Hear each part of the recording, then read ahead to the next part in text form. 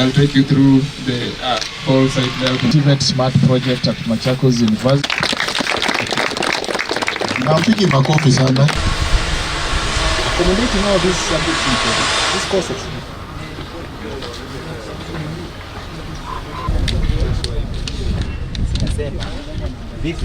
To thank Mpesa Foundation for this project. It is a very important project for us as a university because it is going to help us to build the infrastructure, the capacity that we require to be able to produce expertise and human resource in terms of human resources that is required by the industry. Yeah, the government is emphasizing this technical education.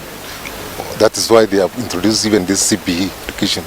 It is competence, it will be based on what one can do.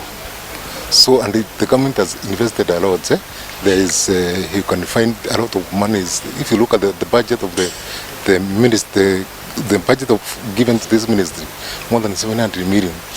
And mostly it goes to CBE to make sure the learners acquire skills which they can be able to be employed, if not in Kenya, outside the country.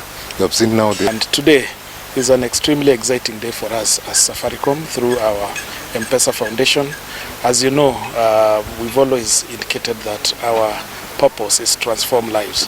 And this project goes a long way in helping us achieve that transformative agenda.